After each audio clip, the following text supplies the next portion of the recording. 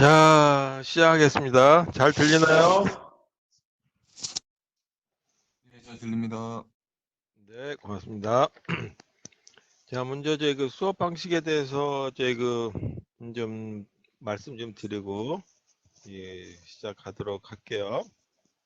우리 22명 두 분이 운영체제 및 시스템 소프트웨어 수강 신청을 하셔서 듣고 계신데, 저번 제가 여쭤봤죠. 비대면이냐 대면 수업을 원하시냐라고 얘기했는데,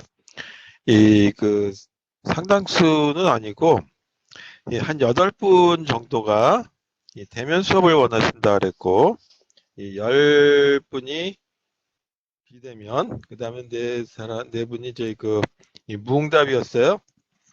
근데 다른 과목도 마찬가지지만 이게 실습 과목이나 그 실험 과목이 아니라, 그 다음에 또 10명 이하일 경우는 그 대면 수업을 하라고 그러는 건데, 그 반반보다 약간 더 많은, 뭐 하여튼 50% 정도 대부분 다 과목들이 그 비대면하고 대면이 다 50대 50으로 돼 있기 때문에 일단 이 과목도 비대면 수업으로 그냥 계속 진행을 하겠습니다. 그리고 제가 학교 나와 있을 테니까 수, 목, 금 중에 오셔가지고 그 비대면 수업 말고 대면 수업을 원하시는 분은 따로 저하고 실습하던 거나 이렇게 하도록 하겠습니다. 그래서 실습 자료는 지금까지 안 올려놨었는데 실습 자료를 이제 오늘부터 이 클래스에다가 올려놓도록 할게요. 그래서 실습은 자바로 돼 있으니까 자바로 수업을 하는 거라고 생각하시고 이 실습을 개별적으로 꼭 해주시길 부탁드리겠습니다. 자, 그 다음에 중간고사에 대해서 질문하시는 분들이 좀 있었거든요.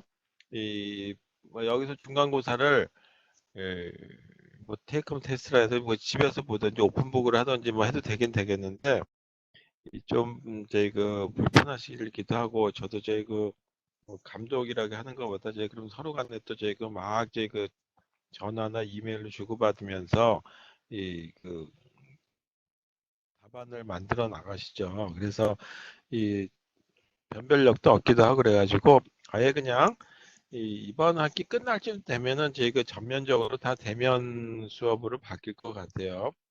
그래서 학기 말 가까이 돼서 그때 중간고사, 기말고사 두 번 다 보는 것도 괜찮지 않을까.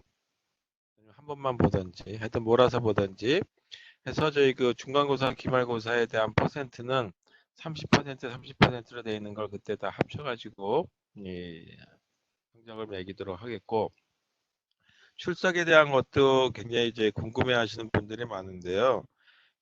저번 때 이걸 웹엑스로 수업을 하고 나면 자동적으로 녹화가 되거든요. 근데 그 이메일로 다 그 수강 인원들이 등록을 하게 되는데 학교 입학할 당시에 이메일 했던 거하고 그 이후에 이메일을 다른 걸 쓰시는 것 같아요. 그래가지고 저희가 찾을 수 없다라고 하는 분들이 많아서 제가 이거 영상된 걸 다 영상 녹화된 걸 그 유튜브로 다 올리고 있어요. 그래서 저번 때 이 쪽지 보내기로 다 보내드렸죠. 그래서 그 유튜브로 보시면 되겠어요. 그래서 제가 편집을 좀 해야 되는데 앞에 그 불편한 뭐 영상 쭉 실어 들어갔던 거 좀 지우고 또 한 시간 정도 지나게 되면 너무 길면 그 업로드가 잘 안 되거든요. 그래서 그거를 둘로 쪼개든지 해야 되는데 좀 귀찮아가지고 제가 안 했는데 앞으로는 좀 이제 가능하다면 편집까지 해가지고 보내도록 하겠습니다. 그리고 뭐 좋아요, 뭐 구독하기 그건 농담이니까 그렇게 알아두시면 되겠습니다. 혹시 질문 있으시면 이제 보내주시고요. 아니면 지금 하셔도 되겠고 없으면 바로 수업하도록 하겠습니다. 그래서 진도가 대면 수업일 때보다 많이 늦었거든요. 그래서 일단 바로 수업 진행하도록 하겠습니다. 자, 전 시간에 했던 내용은 뭐였냐면 동기화라고 하는 거에 대한 소프트웨어 방식에 의한 동기화 방법을 한 가지에 대한 것만 했죠. 자, 오늘은 두 번째 방식의 동기화를 하는 방법을 하는데 보통 동기화를 하기 위해서는 여러 병렬 처리 프로그램에서 또는 멀티 프로세싱이라고 하기도 하고 멀티 스레딩이다라고 얘기하는 데서 동기화를 하기 위해서는 공유 자료가 있다 그랬어요. 공유 자료가 들어가는 부분들은 뭐라고 얘기했냐면 임계 영역, 영어로 크리티컬 섹션이다라고 얘기했고 공유하는 부분에서는 막고 들어가면 안 되죠. 그래서 거기에는 항상 입구와 출구를 만들어 놓는다라고 얘기했어요. 그래서 만약에 공유 자료를 2명까지 쓸 수 있다. 만약에 사람의 관계에서 그러면 2개까지 하는 카운터를 두면 되겠죠. 막 혼자 독점해야 된다 그러면 0 아니면 1이라고 하는 걸로 값을 두는다라고 하는 바이너리 카운터라고 하는 걸로 두면 될 거예요. 근데 그런 거를 하기 위해서 보통 오퍼레이팅 시스템에서 지원해 주는 방법이 있는가 하면 하드웨어가 지원해 주는 방법도 있고 오늘 하는 것처럼 순수하게 소프트웨어를 해결해 주는 방법이 있다 그러죠.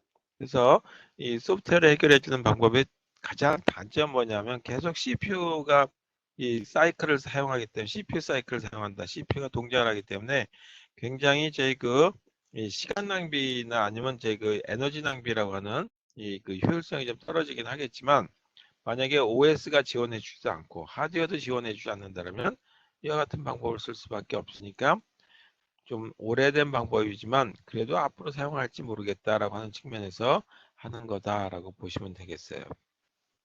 그리고 두 번째 제 시도 방법인데 이것도 완벽하게 되는 방법이 아니에요. 그래서 세 번째 시도 방법이 이 완벽하게 되는 방법이니까 두 번째는 이렇구나라고 하는 정도에서만 넘어가시면 되겠습니다. 그럼 요거 화이트보드 키는 걸로 한번 블랙보드인가?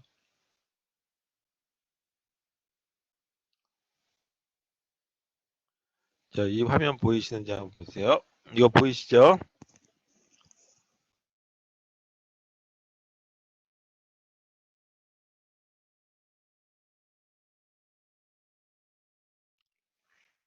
자, 시작하겠습니다. 이 운영체제 이 시도 어템트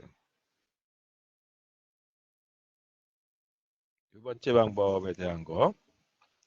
자, 첫 번째 그 시도 방법에서도 2개 프로세스에 해당되는 것만 가지고 했죠.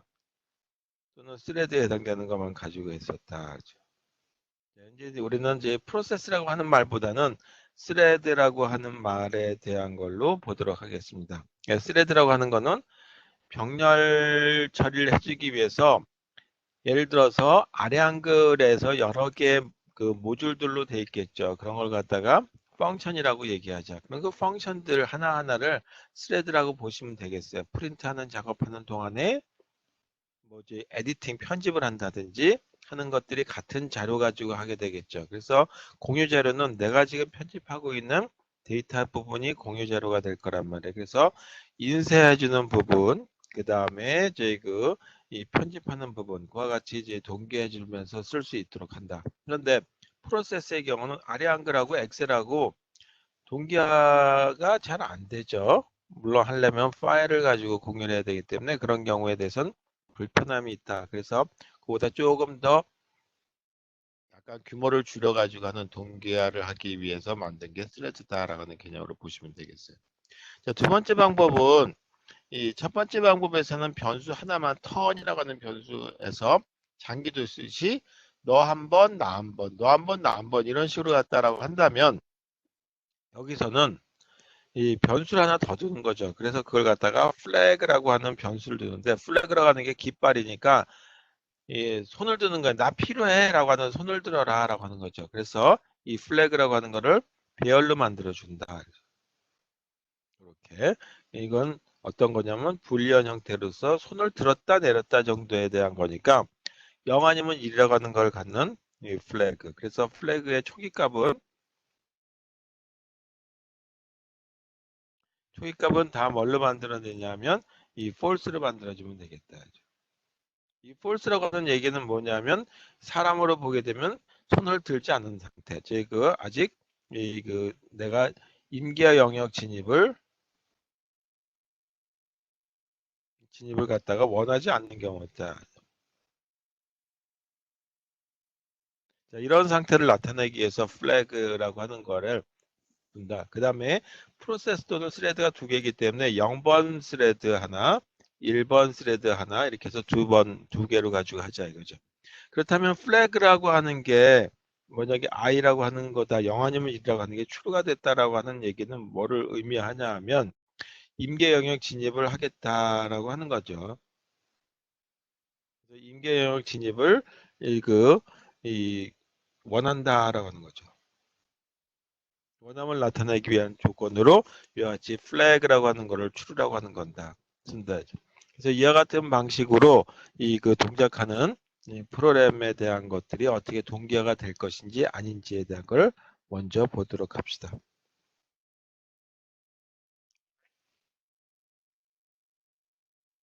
자, 그러면 어떻게 프로그램이 되어 있는지에 대한 걸 보죠. P라고 하는 걸로 프로세스라고 하는 걸로 초창기에 나와 있기 때문에 그냥 프로세스라고 하는 걸로 보고 여기에 프로세스의 이름을 i는 0 또는 1이라고 하는 거가 되겠죠. 그래서 이와 같은 걸로 저희 그 두 개의 프로세스를 0번 프로세스, 1번 프로세스 따로 써야 되는데 그냥 편의상 하나로 써보자. 그 다음에 무한히 동작할 거니까 여기 for를 한번 쓰고 내가 저기 그 플래그를 다시 말해서 임계 영역에 들어가고 싶다라고 한다면 이렇게 해서 true라고 하는 값을 준다라고 하는 거죠. 그래서 i번에 해당되는 이 그 스레드가 또는 0번이라고 하는 값이다라고 한다면 이게 0이다라고 한다면 0이라고 하는 이 스레드가 임계 영역에 진입하고 싶다라고 하는 거예요. 근데 진입하고 싶다고 손 들었다 해서 다 들어가는 게 아니죠. 우리가 화장실 들어갈 때 똑똑했다 해서 무조건 문 열고 들어가는 게 아니죠. 그 안에서 안 열어주면 못 들어가는, 누군가 쓰고 있으면 못 들어가는 거예요. 왜 그와 같이 이 상대방이 저희가 쓰고 있는지에 대한 걸 보는 거죠. 그래서 상대방에 대한 것도 이 문을 열었는지 안 열었는지에 대한 걸 보자. 그래서 그걸 상대방을 i를 다시 하지 말고 j라고 하는 이름으로 두자. 그래서 이게 이 true다라고 한다면 상대방이죠. j는 저희 상대방. 상대방이 저에게 true다라고 한다면 내가 기다려야 되겠죠. 그래서 무조건 기다리기 위해서 여기다 세미콜론을 써서 무조건 이렇게 기다리게 된다. 이렇게 된 부분까지 하면 만약에 플래그가 언젠가는 false가 되겠죠. 상대방이 그 임계 영역을 벗어날 거란 말이에요. 그랬을 때 여기에 들어가는 게 임계 영역에 이제 들어갈 수 있게 되는 거죠. 그래서 이와 같이 while loop을 계속 실행을 하고 있어야 된다. 그 다음에 다 하고 났어요. 임계 영역을 다 끝냈어요. 다 끝내고 나면 깃발, 손을 내려야 되겠죠. 따라서 플래그 값을 내린다 아래에서 false라고 한다. 이렇게. 그 다음에 나머지 부분들은 얼마든지 저희 그 병렬 동작 해주는데 동기 안에 넣어도 문제가 안 되는 거. 그래서 나머지 영역. 이 나머지 영역이라고 하는 동기화가 필요 없는 거다. 자, 그래서 이와 같이 빨간색으로 되어 있는 이 부분하고 그 다음에 노란색으로 되어 있는 이 부분하고 여기가 이쪽을 갖다가 뭐라고 얘기했냐면 여기가 이 엔트리 섹션이다라고 빨간색 썼으니까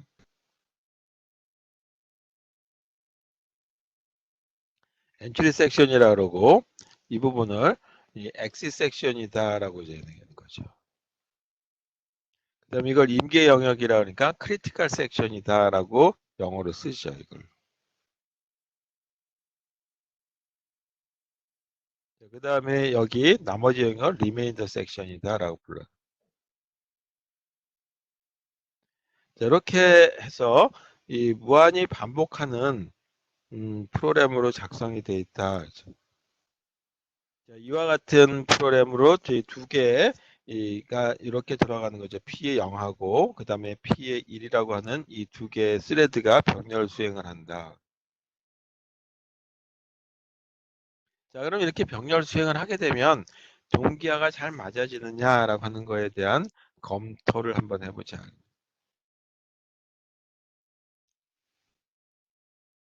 자, 그러면은 이 동기화가 제대로 되느냐라고 하는 조건 중에 하나가 뮤추얼 익스클루전은 상호 배제적인 동작을 해야 된다라고 얘기했어요. 그래서 진입 조건이라고 하는 것도 있었고 뭐 해서 세 가지 조건을 만족해야 된다라고 얘기했었죠.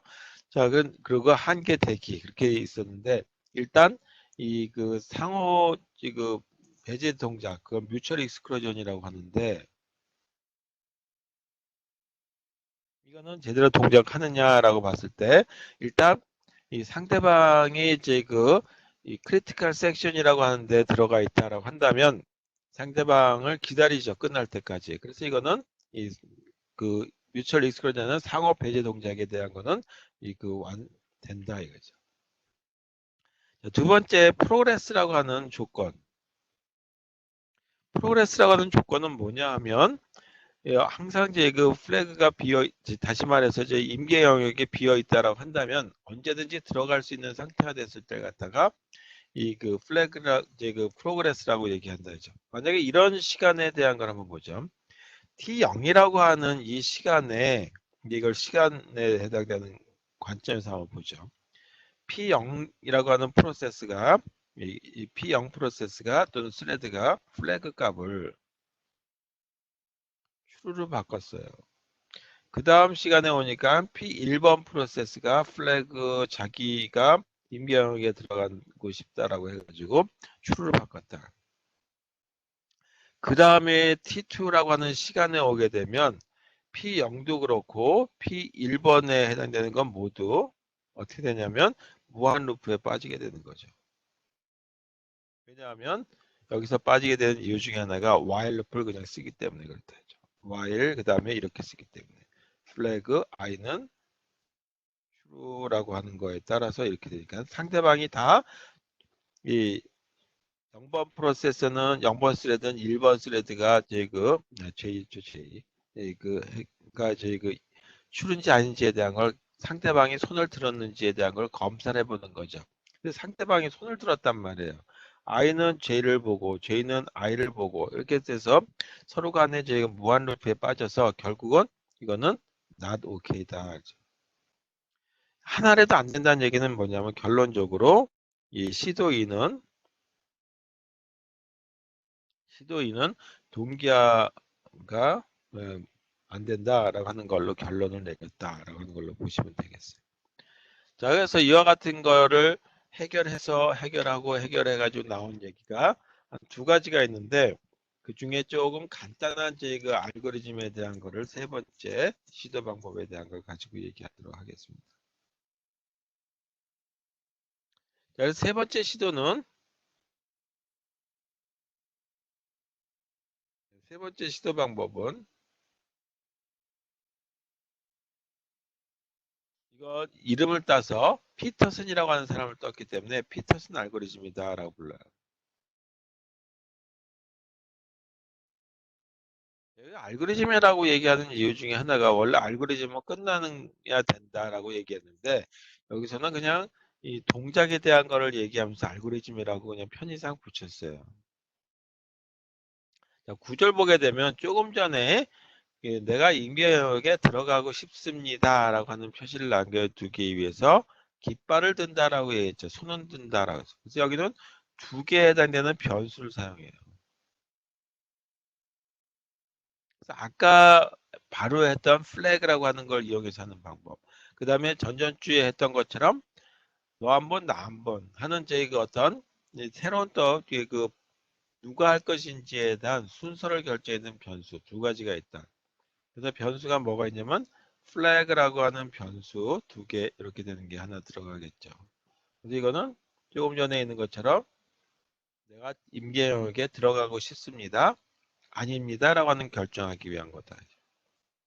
두 번째 변수 중에 하나는 턴이라고 하는 걸 써서 내 차례인지 상대방의 차례인지에 해당되는 값을 가지고 쓴다.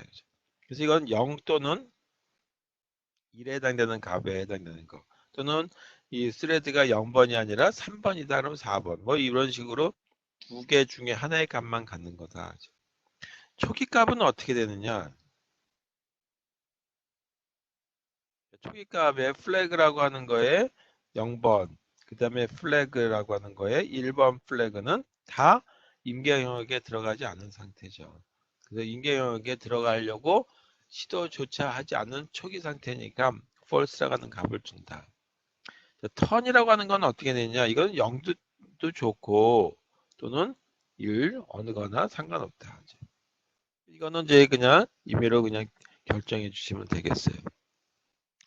자, 그 다음에 이와 같은 거, 그 피터슨 알고리즘에 완벽하게 동작하는지에 대한 거를 결정하기 위해서는 사실 증명이 필요한데, 우리가 그 증명까지 할 필요는 없어요. 이번 그 학사 과정에서. 그래서 이 그 어떻게 프로그램이 작성되는지에 대한 거 한번 보도록 하겠습니다.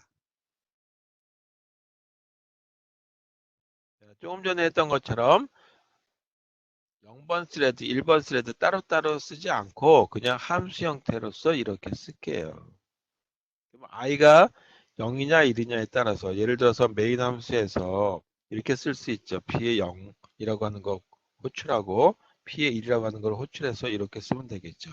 근데 이 두 가지가 병렬 동작해야 되기 때문에 그냥 이렇게 쓰게 되면 직렬 동작한단 말이에요. 그래서 여기다 보통 뭐 코비긴이라든지 하는 걸 이렇게 쓰기도 해요. 그러면 concurrent begin이다라고 해서 이 두 개가 병렬 동작하신다. 코비긴이던 아니면 저번 때 저희 이 한번 해보라고 드렸던 것 중에 fork라고 하는 게 있는데 fork를 쓰시던 아니면 자바를 이제 나중에 제가 실습 자료를 올려드리면 자바로서의 병렬 처리해 주는 걸 하면서 어떻게 되는지에 대한 걸 보시면 되겠습니다. 자, 이것도 무한히 이 임계영역에 들어간다라고 하는 가정하에서 한번 보자.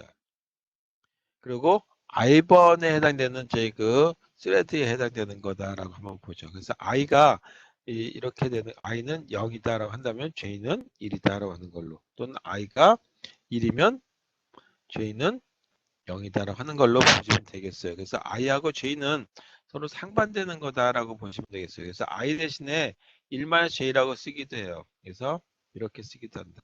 j는 1-i 이렇게 쓰기도 한다. 그리고 i가 0이면 j는 1이 될 테고 i가 1이면 j는 0이 될 테니까 이렇게 표현하게 된다라는 걸로 보시면 되겠습니다.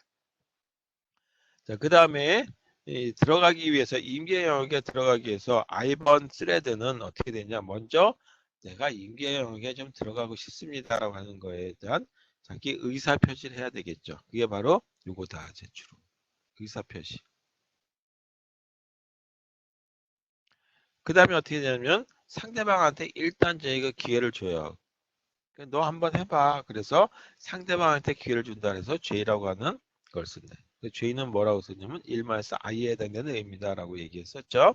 그래서 상대방한테 일단 주사위를 던져본다. 너 한번 해봐라. 그리고 상대방이 정말 쓸 것인지 아닌지에 대한 거를 확인을 하는 거죠. 아까는 여기다 플래그만 썼어요.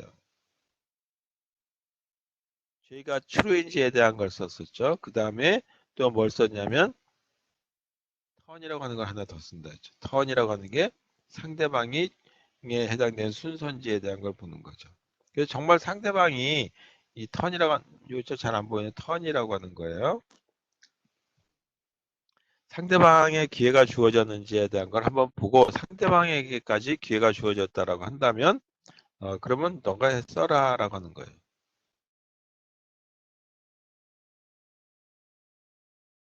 다시 쓸게요.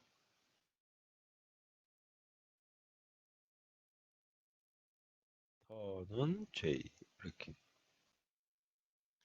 자, 그래서 상대방이 자기 상대방도 마찬가지 임계 영역에 들어가겠다라고 하고 그 기회조차도 J라고 하는 것을 받았다라고 한다면 여기에 임계 영역에 들어갈 수 있게 된다.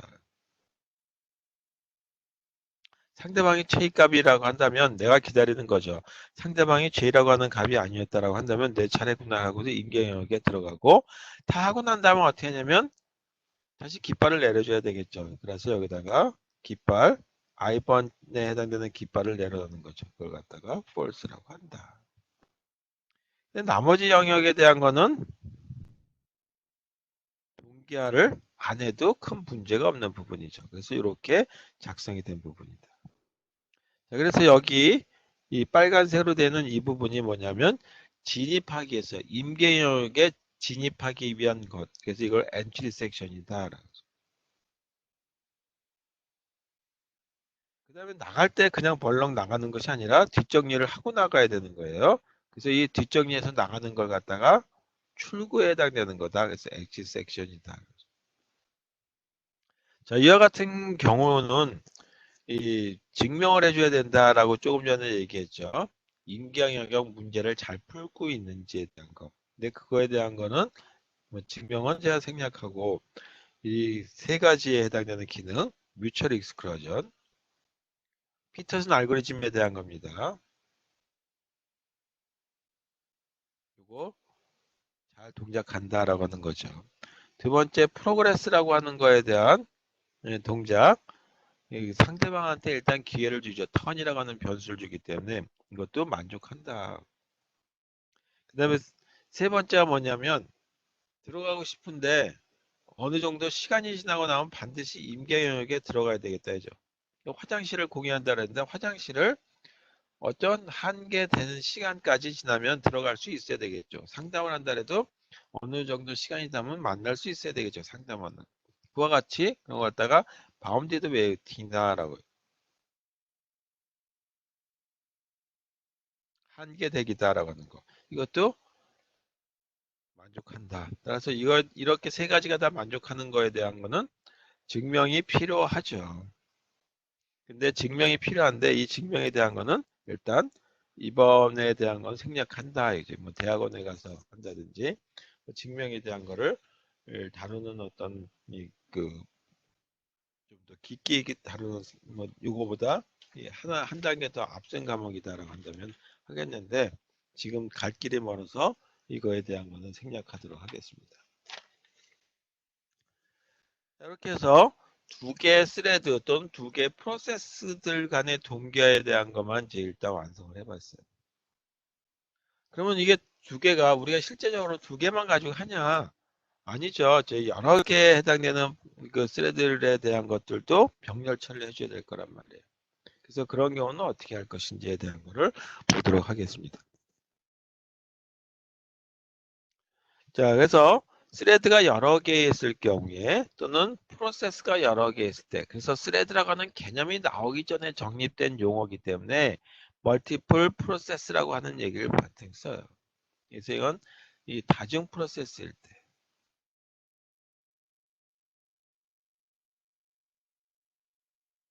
그래서 프로세스 여러 개 있을 때 해결 방법은 어떻게 되냐.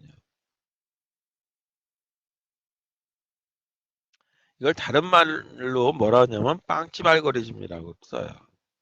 그래서 빵집 알고리즘이라 해서 이 그 베이커리라고 하는 영어를 쓰는데 뭐 베이커리라고 하는 성을 가진 사람들이 많죠. 근데 그 베이커리는 아니고 그냥 순수하게 빵집 알고리즘입니다. 빵집 알고리즘 우리 빵 사러 갔을 때 여러분 빵 사러 갔더니 빵이 제 그 표를 받는 경우는 없죠. 요즘에 뭐 마스크 사느냐고 표를 받는 뭐 그런 것까지는 아니었지만 이 간혹가다 식당 가게 되면 표를 주는 수는 있죠. 아주 이 맛집에는 그런 경우들이 간혹 있을 수 있어도 빵집에 오래 그런 경우는 없어요. 은행에 가면 이런 경우는 있을 수 있죠. 자, 그런 어떤 개념인데 우리나라하고 좀 달리 이 유럽에서는 이 아침마다 도넛 가게 가가지고 도넛 사서 먹기도 하고 뭐 그래서 줄을 쓴단 말이에요. 빵을 꼭 사야 된다고 한다면. 그래서 빵을 사러 갔을 경우에는 번호표를 나눠줘요. 그래서 그 번호표를 받고 번호가 빠른 사람 먼저 서비스를 받게 되겠죠. 빵을 사가지고 가겠죠. 그런 개념을 적용한 이 그 병렬 처리에서의 그 동기화 방법을 갖다가 빵집 알고리즘, 베이커리 알고리즘이다라고 부른다. 자, 그러면 이 조건은 우리 은행을 생각하시면 되겠어요. 은행에 들어가게 되면 번호표를 먼저 누가 주지는 않지만 이제 뽑죠. 그래서 이 여기서는 은행 대신에 상점이라고 얘기하죠. 빵집. 그래서 상점의 입장에 상점에 들어가면 먼저 고객은 그 번호표를 받는다.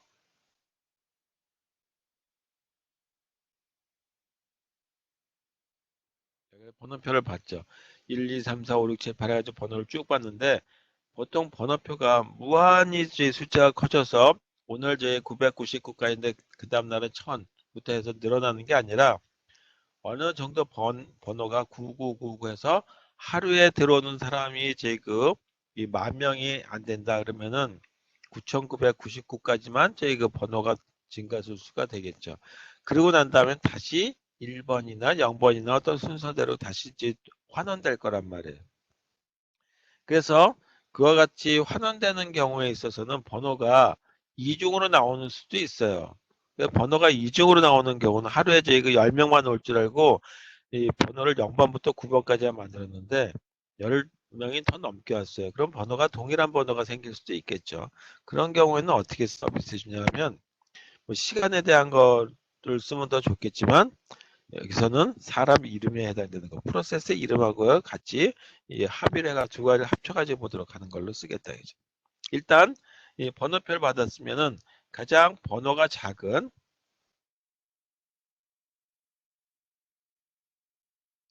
이제 그 표를 갖고 있는 고객에게 우선 서비스를 받죠.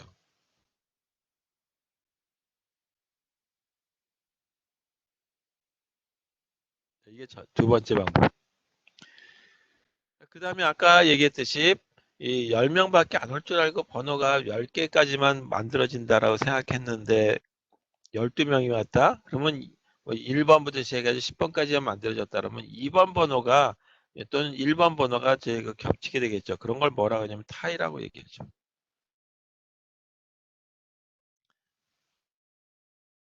번호에서 타이가 발생했다.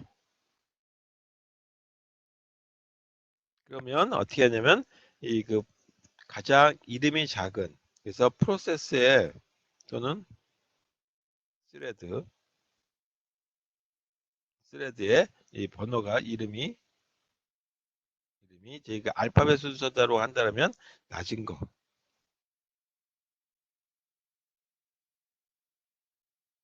우선 서비스 제공.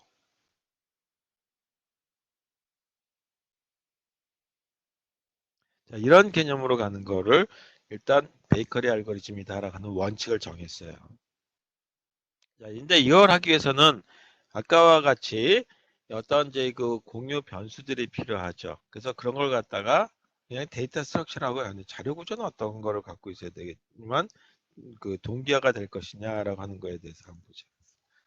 자료 구조는 두 가지가 있는데 하나가 추싱이라고 하는 자료 구조를 쓴다. 그래서 최대 멀티플 프로세스니까 n개의 프로세스가 있다라고 했으니까 n까지 하는 걸로 써도록 하겠습니다. 그래서 뭐 10개가 될지 아니면 5개가 될지 그냥 1번화 시켜서 n이라고 하는 걸로 쓰고 이거는 불리언이라고 하는 걸로 변수값을 쓰도록 하겠습니다. 그 다음에 번호표가 주어지는 거죠. 번호표는 1, 2, 3, 4 이렇게 주어지는 거니까 정수값이 들어갈 거다.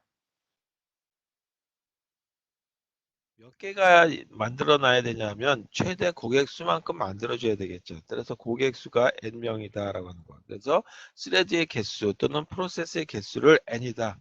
그걸 고객이라고 얘기한 거예요. 여기에 들어가는 값은 1, 2, 3, 4니까 정수값이래야 되겠다. 자, 이렇게 만들어진 거다. 자, 여기 초기 값은 0이래야 되겠죠. 번호 값이니까 이렇게 된다. 자, 그 다음에 또 하나가 이제 생각해야 될 게 뭐가 있냐면 이 알고리즘을 쓰기 위해서 또는 그 프로그램을 작성하기 위해서 몇 가지 표기상의 걸 한번 보자. 이건 이렇게 한번 썼다라고 한번 해보죠. A, B라고 하는 가로로 쓴 이거하고 그 다음에 C, D라고 했을 때 부등호를 이렇게 쓸 수 있다는 조건은 어떤 경우에 대한 거냐. 자, 이렇게 쓸 수 있는 부등호 조건을 하려면 정의를 내려야 되겠죠. 첫 번째, 이 앞자리만 비교했을 때 A하고 C만 비교했을 때 C가 더 크다라고 한다면 예를 들어서 이건 번호표예요. 그리고 B하고 D는 이름에 해당되는 거다. 그럼 번호가 똑같다라고 한다면 이름이 누가 앞서라고 하는 걸로 따지죠. 뭐 이런 식의 걸 가지고 얘기할 때 쓸 수 있는 조건에 대한 거 표기법이다. 만약에 두 번째 번호가 똑같아요. A하고 C가 번호가 똑같다라고 한다면 뭐를 따지냐면 B하고 D에 대한 두 번째 자리에 왔을 때 D 값이 더 크다라고 한다면 순서가 A, B가 더 작은 거다라고 정하겠다라는 거죠. 그래서 첫 번째 저희 하나의 표기는 이렇게 생긴 A, B라고 하는 가로에 넣는 거하고 C, D라고 하는 걸 가로 넣는 걸로 한번 보도록 하겠습니다. 그다음에 또 하나 max라고 하는 맥시멈 값을 찾는 거다라고 하는 거죠. 그래서 여기 이렇게 썼어요. 이렇게 썼을 때 K라고 하는 값이 나온다라고 하는 것은 무슨 뜻이냐라고 하는 거죠. 그럼 여기 있는 건 다 원소들이에요. 예를 들어서 뭐 이게 번호표에 해당되는 거다. 번호값들이다. 그럼 번호값들이 항상 1, 2, 3, 4, 5, 6, 7, 8 든 것이 아니라 중구난방으로 들어갈 수도 있겠죠. 그 중에 가장 큰 값을 뽑는 거다라고 하는 걸로 보시면 되겠어요. 그래서 어떤 경우냐면 K라고 하는 거는 이 K라고 하는 거는 A의 I라고 하는 이거보다 항상 크거나 같을 경우다. 조건. 그래서 I는 이 그 어떤 값이냐면 0번부터 시작해가지고 n-1 사이에 있는 것 중에 가장 큰 거를 고르는 거다. 그래서 이 원소 중에 여기 있는 것 중에 가장 큰 것. 예를 들어서 이렇게 생긴 거죠. 3, 7, 11, 2 이렇게 됐다라고 한다면 11이라고 하는 값이 나오는 거 이와 같은 거를 max라고 하는 걸 이용해서 나타내 보도록 하겠다. 자, 그럼 이 두 가지의 표기법 이 빨간색으로 되는 이거와 그 다음에 이 max라고 하는 이 두 가지를 이용해서 이 빵집 알고리즘은 어떻게 될 것인지 그 다음에 이 빵집 알고리즘을 하는 이유가 아까도 설명드렸지만 운영체제에서 이런 통계해주는 도구를 지원해 주지도 않고 컴파일러에서도 지원해 주지도 않고 그 다음에 하드웨어도 지원해 주지 않는다면 순수하게 소프트웨어로 동기화를 해줄 수밖에 없는 상황이 발생할 수 있겠죠. 그런 경우에 대비해서 좀 오래됐지만 이런 이제 알고리즘도 알아야 되겠다라는 측면에서 하는 거다라고 보시면 되겠습니다. 자, 그러면 이 프로세스에 해당되는 것들이 어떻게 등장할 것인지에 대한 걸 보도록 하겠습니다. 자, 이렇게 쓰면 i는 0번부터 시작해서 n-1번 사이에 n개에 해당되는 프로세스들이 또는 스레드들이 병렬 동작해 준 거다라고 보시면 되겠죠.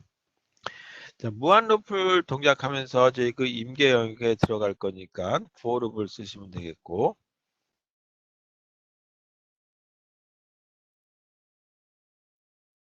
for 룹.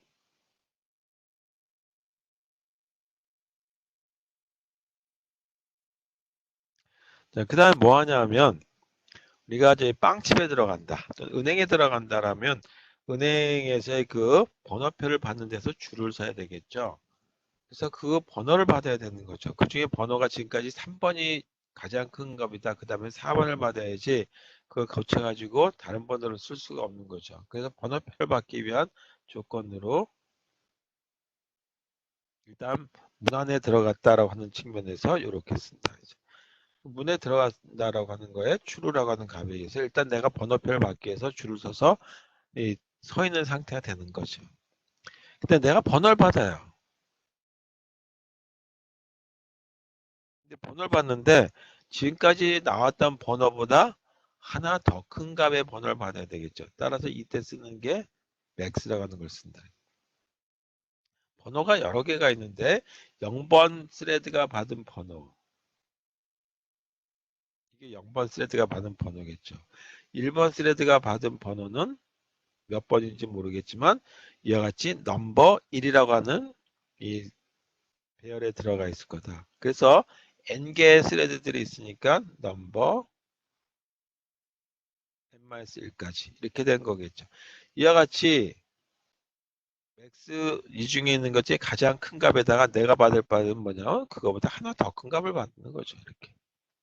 그래서 더하기 1을 했다. 했죠. 그래서 번호를 받는 것까지 번호를 다 받았으면 번호 받는 데서 그 줄에서 나와야 되겠죠. 따라서 줄에서 빠져나가는 걸 작업한다. 그래서 번호표를 받았어요. 그 다음에 뭐 하냐면 내 번호가 불려지기를 계속 기다려야 되겠죠. 그 작업이 이겁니다. for 그 다음에 이게 이제 그 n개까지 있는 프로세스니까 0번부터 n-1까지 이렇게 써볼게요. 그 다음에 뭐 하냐면 누군가가 번호표를 다 받고 난 다음에 번호가 제일 그 작은 거부터 서비스를 받겠죠. 따라서 번호표를 다 받고 시작해야 되니까 누군지 번호가 다 끝날 때까지 번호표를 다 받을 때까지 기다리는 거죠. 그래서 여기다가 번호표 다 받기를 기다린다.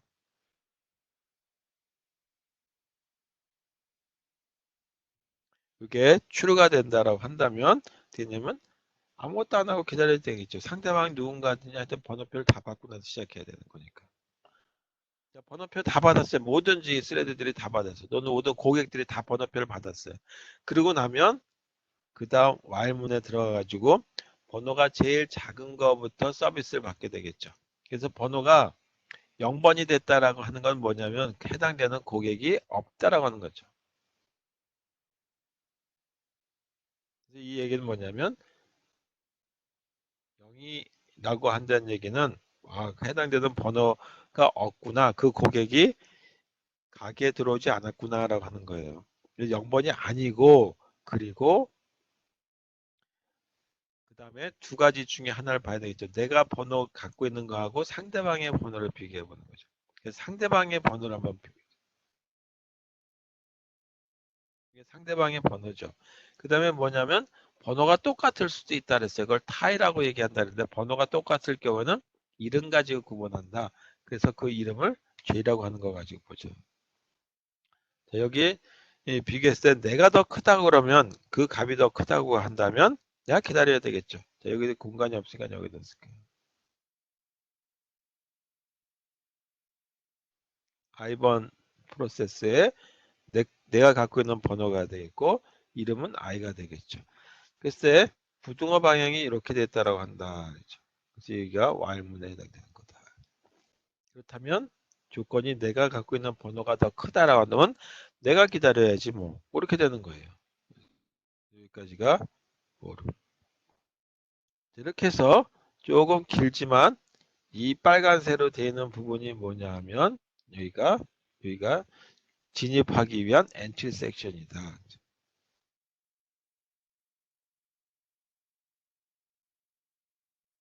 그 다음에 여기에 동기화를 하기 위한 부분이기 때문에 이게 임계 영역이에요. 임계 영역 다 끝나고 나면 어떻게 돼요? 자기가 갖고 있는 번호 폐기 처분해 버리면 되겠죠. 그래서 번호 폐기 처분하는 게 넘버 내가 갖고 있는 번호 폐기 처분이 0번이라고 하는 거다. 폐기 이렇게 하는 거다. 자, 그 다음에 나머지 부분에 대한 거는 뭐가 만들어지면 되냐면 여기에 나머지 영역에 해당되는 거 쓰면 되겠죠. 나머지. 자, 이렇게 해서 이 for에 해당되는 거에 가로를 이렇게 닫아주면 되겠어요. 자, 일단 여기 노란색으로 되어 있는 이 부분, 이게 바로 뭐냐면 exit section이다. 그래서 이렇게 만들므로써 이 다수개의 프로세스들이 병렬 동작하게 만들어주는 거다라고 하는 걸로 보시면 되겠습니다.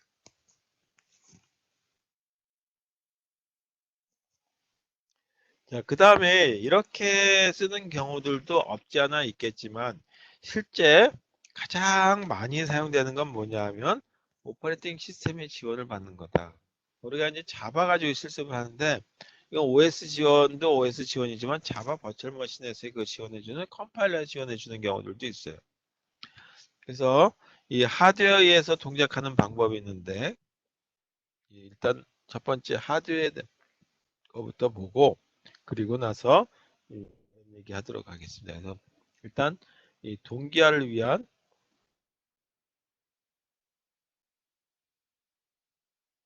하드웨어. 자, 이 하드웨어를 하기 위해서는 무슨 얘기냐 하면 CPU에 그 동기화를 위한 명령어가 만들어져 있어야 된다. 가 제그 있어야 된다. 다시 말해서 CPU가 명령을 동기화를 위한 명령을 갖고 있어요. 자, 이 대표적인 경우가 뭐가 있냐면 뭐 예다보는 대표적인 경우가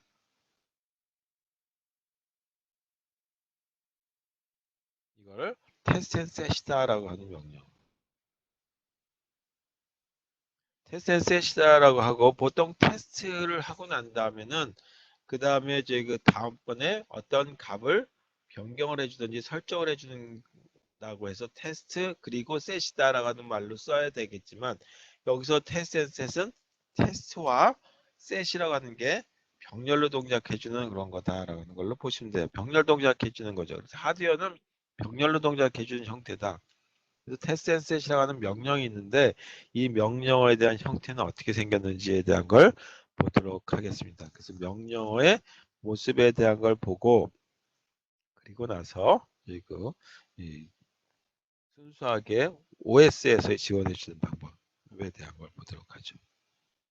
자, 이거보다 더 간단하게 하는 방법이 하드웨어에서는 인터럽트라고 하는 걸 이용하긴 하는데 그 얘기는 그냥 생략하도록 할게요. 자, 그럼 테스트 앤 셋이라고 하는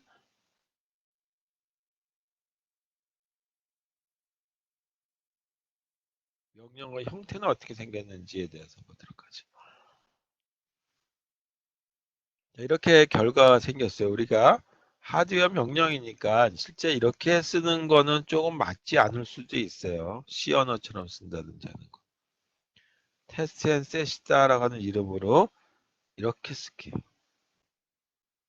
테스트 앤 셋이라는 명령이다. 그 다음에 매개 변수 값을 갖고 있는데 그 매개 변수 값이 뭐냐면 타겟이라고 하는 변수 이름의 불리어 값이다.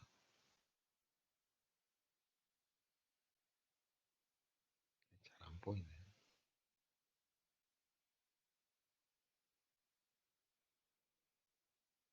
이것도 그냥 불만 쓸게요. 불, 그 다음에 타겟이다. 이렇게 생겼다. 이제. 자, 이때 뭘 하냐 하면 이렇게 생긴 변수 하나를 떴어요. 매개 변수로서 b라고 하는 값을 하나 쓴다라고 가정하고 여기다가 타겟이라고 하는 변수값에 해당되는 게 들어가도록 하고 그 다음에 타겟이라고 하는 이 변수에는 true라고 하는 값이 들어가게 한다.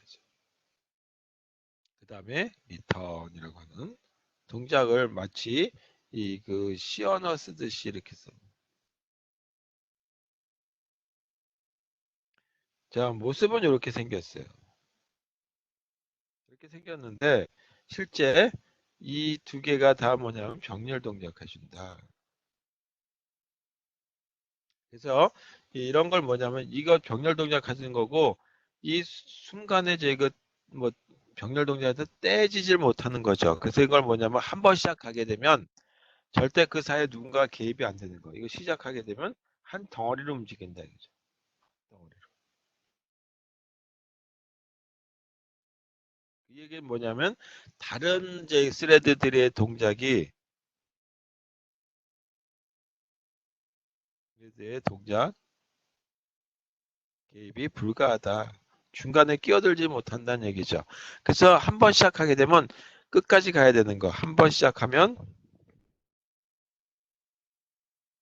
끝까지. 이런 거를 뭐라고 얘기하냐면 원자적 동작이다. 그래서 이 패스 앤 셋이라고 하는 거는 중요한 얘기가 뭐냐면 원자적 동작해 주는 거다. 원자적 동작에 의해서 만들어지는 이런 명령어들을 하드에서 재현해 줬을 때 이 테스트 앤 셋이다라고 하는 걸로 얘기를 한다. 자, 그러면 이걸 이용해서 어떻게 저희 동기화가 되는지에 대한 거를 하나 보도록 할게요.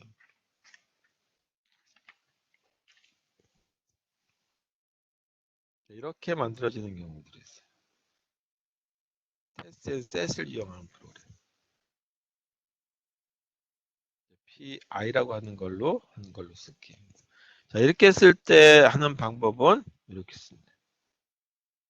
아까 저희 for로 있었는데 뭐 그거는 이제 생략하듯 뭐 무함하고 일단 테스트 앤 셋이라고 하는 명령어를 쓰고 여기다가 락이라고 하는 변수를 쓰시던 어떤 걸 쓰시던 간에 이렇게 하나 적는 걸 가지고 이 하드웨어 명령어를 쓰는 걸 하나를 가지고 진입하기 위한 엔트리 섹션을 결정해 준다. 간단하죠. 그 다음에 여기 임계 영역이 들어가요. 그래서 이 명령어 하나 가지고 처리해 줄 수 있도록 하드웨어가 지원해 준다. 그 다음에 나갔을 적에는 뭐 어떤 값을 하냐면 여기다가 false라고 하는 값만 넣어주는 걸로 해서 exit action에 대한 걸 결정해 준다. 이런 동작 해주는 건데 이게 아주 완벽하지는 않다죠.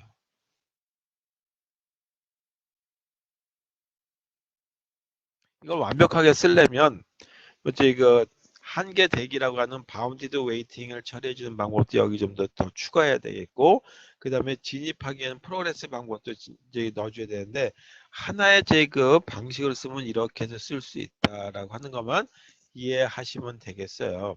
그래서 테스트 앤 셋이라는 명령어가 CPU에서 제공해주는 하나의 명령어를 이용해서 간단하게 처리해 줄 수 있을 적에, 특히 하드웨어만 가지고 이 동기해 줄 적에 어셈블리 명령에서 쓴다든지 할 적에는 이 testset 명령을 쓸 수 있다.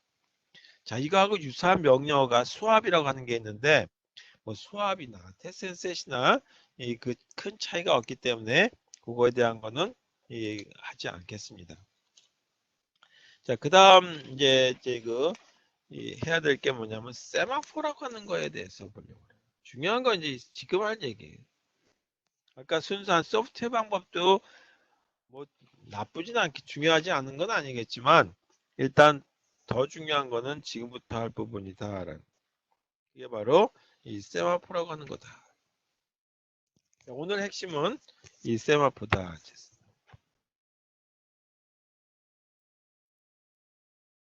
잘못했다.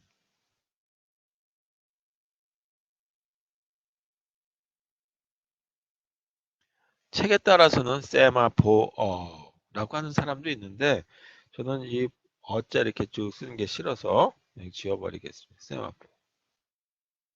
영어로는 굵어졌지. 지우고 다시 쓸게. 영어로는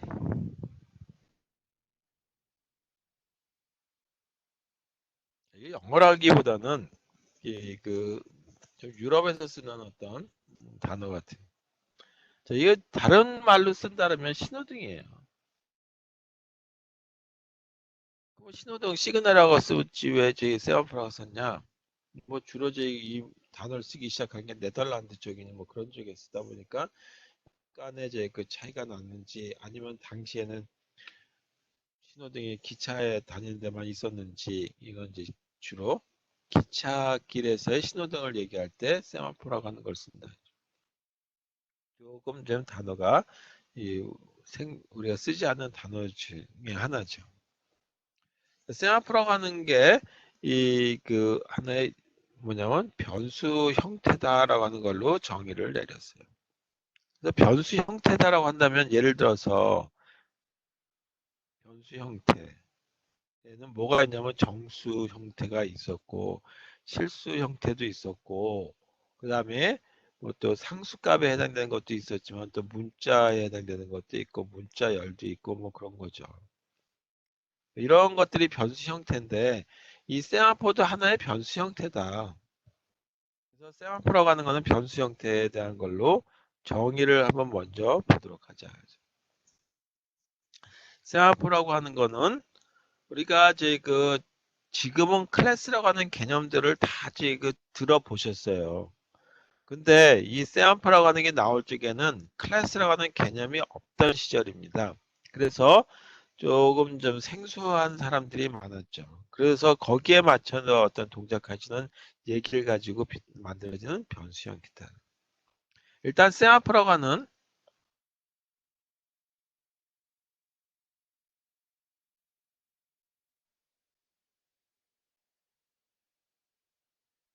세마포라고 하는 변수 형태가 S라고 하는 게 하나 있다는 거죠. S라고 하는 변수. 예를 들어서 내가 정수 형태로 정수로서 int a라고 했다면 a라고 하는 것처럼 얘기하는 거다 이제. 그래서 세마포 S라고 하는 건 뭐냐면 세마포 S는 정수값을 가져요.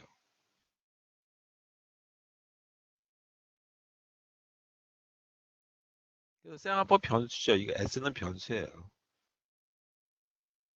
변수명인데 타입은 세마포다 이제. 변수명이 S인데 값은 정수값만 갖는다 그러면 int라고 보통 쓰죠. C 언어에서. 변수 이름은 s인데 실수값을 갖는다면 그 앞에다 플로트라고 하는 걸 쓸 수 있다고 더블이라고 하는 걸 쓸 수 있듯이 세마포라고 하는 새로운 변수 타입이 하나 만들어졌다. 근데 우리가 제 정수다라고 한다면 이게 정수다라고 이렇게 썼어요. 여기다 이런 식으로 쓰고 i는 i 플러스 1 이렇게 쓸 수가 있죠. 또는 i는 i 빼기 1 또는 i 더하기 2 뭐 이런 식으로 쓸 수가 있단 말이에요. 그런데 이 세마포에서는 이 병수값 s의 값을 변경하기 위해서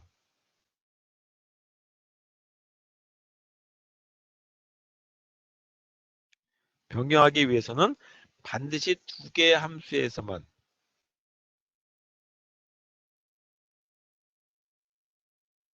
두 개의 함수만 사용이 된다. 그렇죠?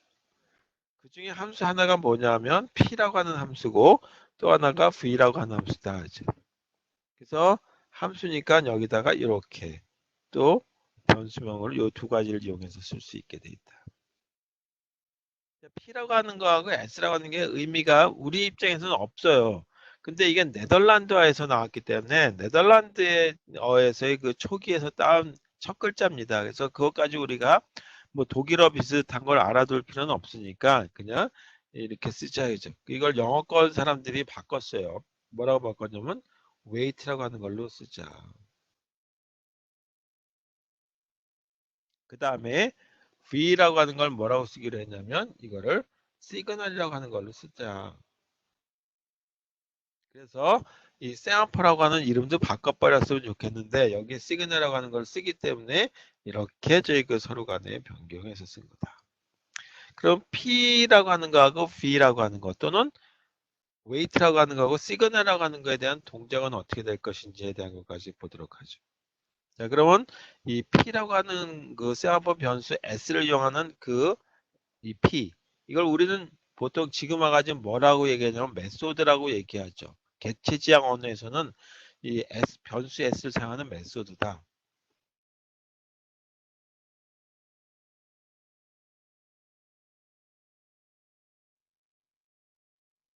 메소드라고 부르죠. 요즘에는 그렇게 부른다 이거죠. 초창기에는 이렇게 안 불렀어요. 그냥 제 특별한 함수 또는 이걸 다른 얘기로 영어권에서 이렇게 쓰기로 바꿨다 이죠. 웨이트라고 하는 걸로. 자, 그러면 웨이트라고 하는 이름이 이제 주로 더 익숙하실 테니까 이렇게 쓸게요. 요거에 대한 동작은 어떻게 됐냐? 메소드니까 여기는 이렇게 되는 동작을 갖고 있다. s라고 하는 어떤 그 셈마포 변수값이 0보다 작거나 같다라고 한다면 이렇게 기다리겠다. 그러다가 하나 이렇게 값을 바꾼다죠. 자, 이런 동작 해주는 거다. 이 얘기는 뭐냐 하면 이렇게 생긴 이 통이 있어요. 여기에 구슬이 이렇게 있어요. 여기다 구슬이에요. 근데 이 구슬이 뭐냐 하면 허가권이다. 그죠? 그래서 허가권이라고 하는 거는 5개까지 지금 현재 있다라고 한다면 이거 하나를 이렇게 빼내는 거죠. 구슬 빼내기. 구슬 빼기 동작 해주는 게 바로 weight라고 하는 것 또는 p라고 하는 함수다. 만약에 여기에 구슬이 하나도 없어요. 그러면 어떻게 하냐면 구슬을 누군가가 갖다 넣을 때까지 기다려야 되겠죠. 그 작업해 주는 게 바로 이 부분이죠. 구슬이 없으면 기다려야 되는 거. 이 S는 구슬의 개수를 보면 되겠다.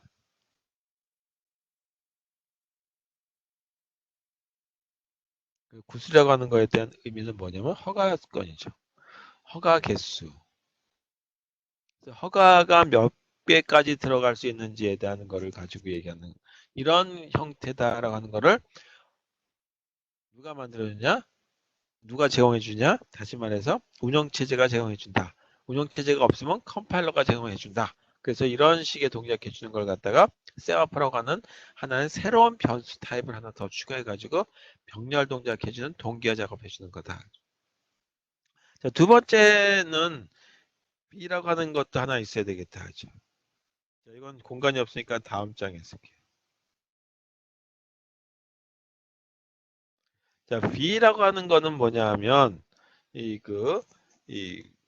허가받은 걸 갖다가 반납하는 거죠. 그래서 이거는 허가권을 반납하는 거. 이게 다시 말해서 쌍화법 변수 s를 사용하는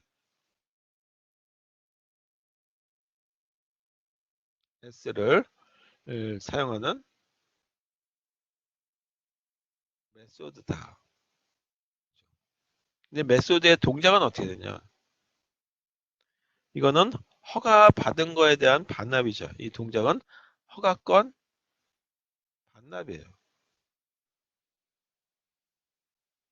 허가권 반납한다는 얘기는 뭐냐면 구슬을 갖다가 되돌려 놓기죠. 어디다 되돌려 놓냐면 통에다 갖다 놓는 거죠. 아까 이렇게 생겼는데 허가권에 해당되는 구슬이 있었다라죠.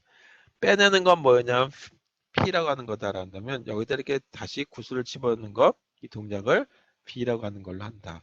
이게 이거 하나하나를 다 뭐라냐면 구슬이라고 허가권이라고 하는데 이걸 갖다가 S라고 하는 걸로 보는 거니까 이렇게.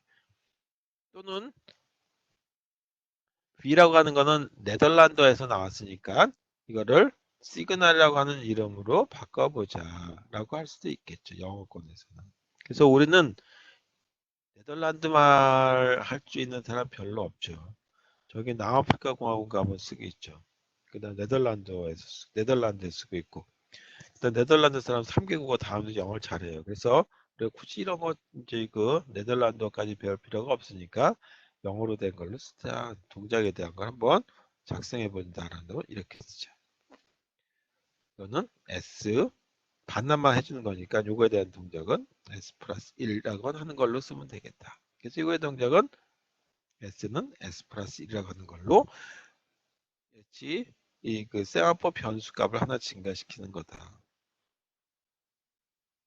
그래서 변수값 증가시키는 것만 가지고 동작시켜주는 거다. 자, 어떻게 사용하는지에 대한 것까지만 간단히 보고 그리고 오늘 끝낼게요. 자, 예를 들어서 아까 n개 스레드들을 가지고 동작 가지려고 그러면 엄청나게 복잡하게 뭐 빵집 알고리즘의 번호가 이러니 저러니 내 번호가 빠르니 번호표를 다 받을 때까지 기다려야 되니 뭐 하는 얘기를 하죠. 자, 그걸 그냥 간단하게 하기 위해서 이와 같이 셈아프라고 하는 걸 썼다. 그래서 n개 저기 프로세스가 있다라고 하죠. 또는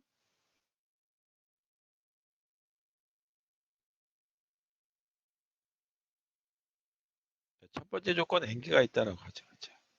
그 다음에 여기서 이 임계 영역에는 허가를 딱 하나만 한 개의 프로세스가 들어간다 또는 스레드가 들어간다.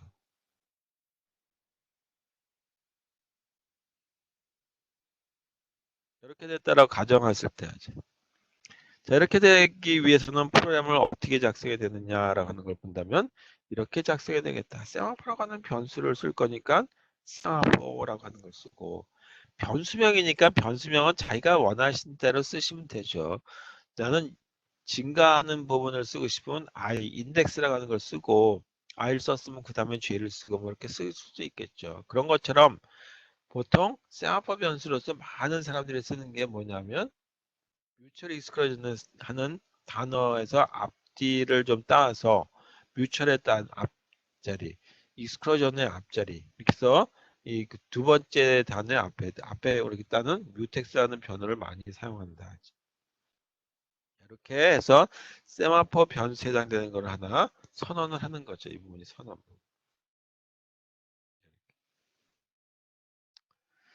자, 그 다음에 만약에 프로세스를 이렇게 잡아서 한번 써보도록 하자. 그리고 완벽한 건 아니고 일부만 이제 한번 볼게요. 그러면 임계 영역에 이렇게 들어가려고 그래요. 이거 임계 영역. 그럼 임계 영역을 진입하기 위해서는 어떤 조건이 만들어줘야 되겠죠. 너 들어가도 돼라고 하는 거. 그래서 n개 프로세스가 있는데 또 n개 스레드가 있는데 빵집 알고리즘을 하면서 쓰려면 프로그램이 길어져요. 그래서 그리고 또 프로그램이 긴 것도 문제지만 나중에 뭔가 이제 그 수정 작업해줄 때 상당히 어려움을 갖는단 말이에요. 그래서 그걸 해결하기 위해서 여기다가 이와 같이 세마포의 값만 변형시켜 줄 수 있는 함수를 하나 쓰는 거죠. 그걸 함수라고 안 쓰고 메소드라고 쓰죠. 이거 세마포 그 어떤 함수라고 써요. 여기서는 그냥 메소드란 말이 없던 시절이기 때문에 이 weight라고 하는 동작에 의해서 세마포 변수값이 바뀐다. 어떤 변수를 쓰기로 했냐면 뮤텍스라고 하는 변수를 쓰기로 했다. 그래서 이걸 쓰게 되면 어떻게 했냐면 여기 오게 되면 뮤텍스 값이 하나 감소가 되는 여기죠. 이렇게. 근데 이렇게 쓰게 되면 아무 데서나 막 쓸 수가 있는데 이렇게 웨이트라고 하는 걸 씀으로 해서 이 세마포에 해당되는 건 변수를 쓰고 이거는 일반 변수에 해당되는 경우에 정수값에 해당되는 걸 쓸 때 이렇게 쓴다는 거죠.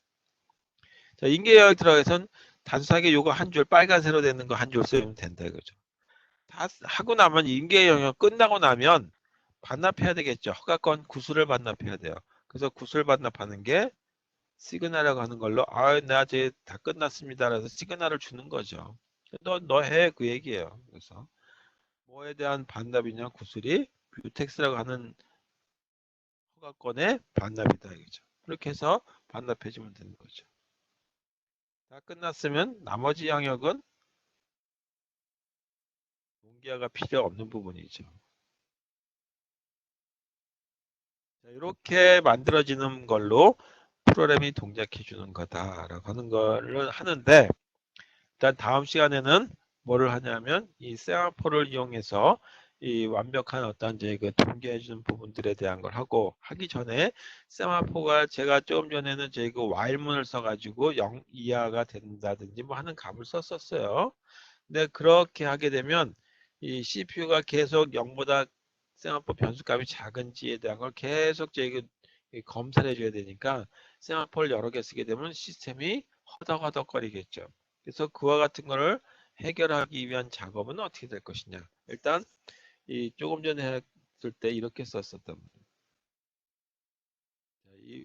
이 weight라고 하는 함수를 썼을 때 이렇게 썼었죠. while문을 썼었고 여기다가 s는 0, 그다음 여기 s는 s 빼기 1 이렇게 썼었는데 이 부분 있죠. 이 부분은 CPU가 계속 관여가야 되는데 CPU 동작이 필요하죠. CPU 동작이 필요하다는 얘기는 뭐냐 하면 CPU가 관여하면서 쓰기 때문에 계속 반복해준다. 뱅뱅뱅뱅 돈다. 그래서 그걸 스핀이라고 얘기했죠. 그래서 이런 거를 통틀어서 스핀락이라고 얘기해요.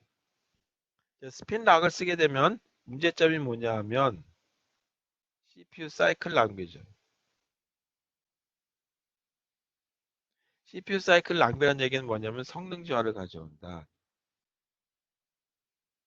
그래서 해결 방법에 대한 거는 어떻게 쓰냐면 우리 전 시간에 이제 프로세스에 해당되는 대기, 그 다음에 뭐 준비 뭐 이런 걸 썼었는데 그와 같은 과정에서 동작해 주는 거를 가지고 얘기하는 거를 세마포에 대한 구현은 어떻게 될 것인지에 대한 얘기를 하도록 하겠습니다.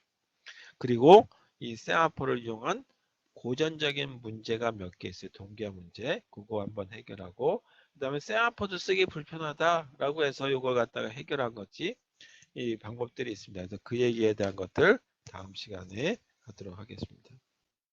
자, 다시 말씀드리면 중간고사 일단 당분간은 저희 그 연기해서 이 기말 시험 때쯤 보고 기말 시험 때도 계속 비대면 수업해야 된다. 그러면 어쩔 수 없죠. 그러면 그때는 예, 여러분들이 열심히 공부하셔서 하는 대로 해서 시험 보는 걸로 해서 오픈북이 되던 아니면 저희 그 오픈 인터넷이 되는지 모르겠지만 이렇게 해서 저희 시험 보는 걸로 해서 성적을 처리하도록 하겠습니다. 어차피 성적 처리를 해야 되니까.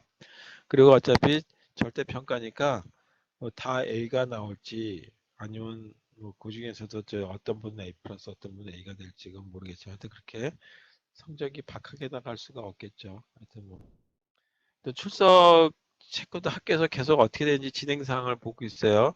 근데 저는 이거 제 그 유튜브에 올리기 때문에 100%다 출석한다라고 그냥 학교에다가 올렸거든요. 그래서 여러분들 혹시 그 학교에서 물어보면 다그 출석 잘하고 있다라고 얘기하시면 되겠어요. 물론 여기 이 웹엑스를 이거 끝나고 나면 출석 점검이 자동돼서 들어오긴 하는데 이 그거에 대해서만 가지고 결정하기는 조금 곤란할 것 같아요. 인터넷이 안 되는 분도 없지 않아 있을 수 있고 그래서 이 유튜브에다 또 다시 올려면 그거 보실 수 있으니까 100% 출석하는 걸로 결정을 내리도록 하겠고 그 다음에 아직 제가 올리지 않는데 실습 자료 올리면 실습 꼭 하셔가지고 실습 결과 가능하면 좀 첨부해서 사진 찍던 뭐 하던 이제 그 캡처하던 한 걸로 해서 한번 올려주셔야지 제가 근거 자료를 갖고 있어야지만 나중에 너는 이제 그 이 성적 출석 체크 어떻게 했냐라고 제가 따지면 또 나중에 그냥 다 출석 100%다 했어요 그러면은 이 검찰에 신고해가지고 제가 또 감옥에 가는 수가 있었어요. 요즘 별의별 걸 가지고 감옥에다 다 쳐넣기 때문에 그래서 가능하다면 이 실습하시면 맨 마지막 거라도 한번 캡처해가지고 꼭 올려주셨으면 고맙겠어요. 근거 자료를 갖고 있게요. 자 오늘 수업 여기까지 하고요. 질문 있으신가요?